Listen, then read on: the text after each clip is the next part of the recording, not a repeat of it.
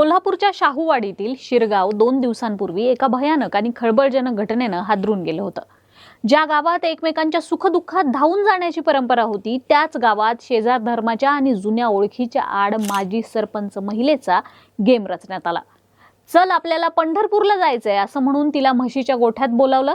तिथेच तिचा गळा आवळून तिला संपवण्यात आलं। सुरुवातीला या प्रकरणात अनैतिक संबंधांचा अँगल सांगण्यात आला, पण आता मयताच्या कुटुंबियाने पोलिसांकडे वेगळा जबाब नोंदवल्याने प्रकरणाला वेगळं वळण लागले। काय आहे हे संपूर्ण प्रकरण, चला समजून घेऊयात। नमस्कार, मी अनुजा आणि तुम्ही पाहताय कार्यारंभ।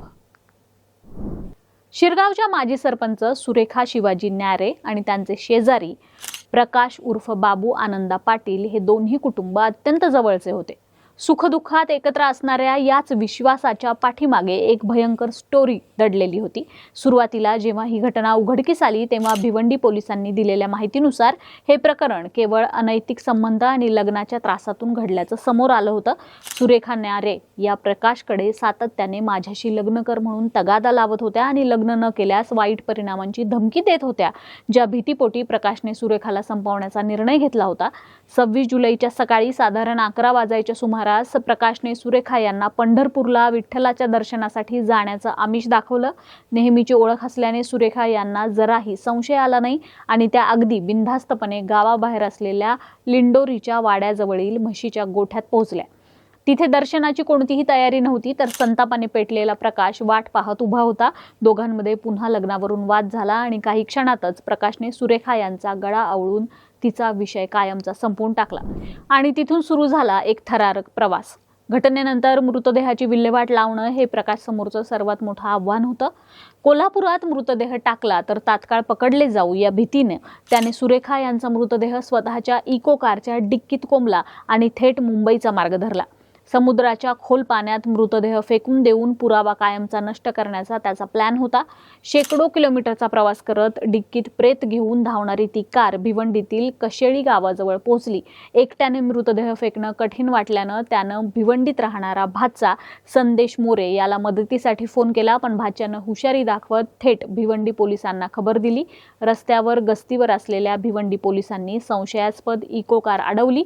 चालकाच्या सीटवर बसलेला प्रकाश प्रचंड भेदरलेला असल्याने पोलिसांनी गाडीची डिक्की उघडली आणि आतला मृतदेह पाहून पोलिसही चक्रावले।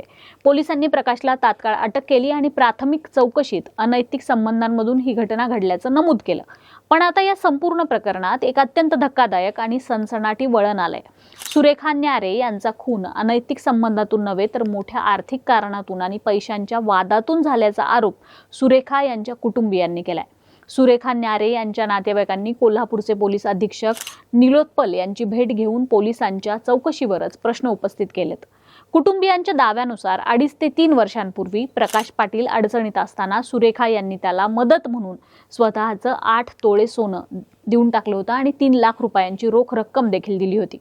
गेल्या काही महिन्यांपासून सुरेखा या प्रकाशकडे आपले हेच दागिने आणि पैसे परत मागण्यासाठी वारंवार तगादा लावत होत्या। दिलेली संपत्ती परत द्यावी लागू नये आणि आर्थिक देवाणघेवाणीचा हा विषय कायमचा मिटवावा याच हेतूने प्रकाशने अत्यंत थंड डोक्याने सुरेखा यांना संपवल्याचा आरोप नातेवाईकांनी केलाय। इतकेच नाही तर हा गुन्हा प्रकाशने एकट्याने केला नसून यामागे संपूर्ण कुटुंबाचा कट असल्याचा दावा न्यारे कुटुंबाने केलाय। प्रकाश पाटील याच्यासोबतच त्याची पत्नी मंगल पाटील, मुलगा शिवाजी पाटील आणि भाचा संदेश मोरे या सर्वांवर कटात सहभागी असल्याचा गुन्हा दाखल करावा अशी मागणी कुटुंबियांनी केली आहे। भिवंडीच्या दिशेनं मृतदेह घेऊन जातानाचं कारचं सीसीटीव्ही फुटेजही समोर आलंय, ज्यामुळे या प्रकरणाची गंभीरता अधिकच वाढली आहे।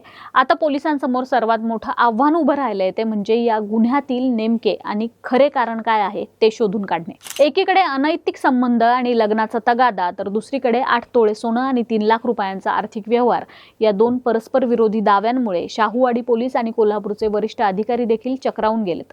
सुरेखा न्यारे यांना संपवण्याचा प्रकार अनैतिक संबंध लपवण्यासाठी झाला की पैशांचा तगादा चुकवण्यासाठी, हा प्रश्न सध्या संपूर्ण कोल्हापूर जिल्ह्यात चर्चेचा विषय ठरलाय। या प्रकरणाचा पुढील तपास शाहूवाडी पोलीस करत असून लवकरच या हत्येमागचं सत्य बाहेर येईल अशी अपेक्षा आहे। या धक्कादायक घटनेबद्दल तुमचं मत आम्हाला कमेंट करून नक्की सांगा। कार्यारंभवर नवे असाल तर सबस्क्राईब करा, व्हिडिओ लाईक आणि शेअर करा। कार्यारंभ डिजिटल या आमच्या फेसबुक आणि इन्स्टा पेजला फॉलो करा। धन्यवाद।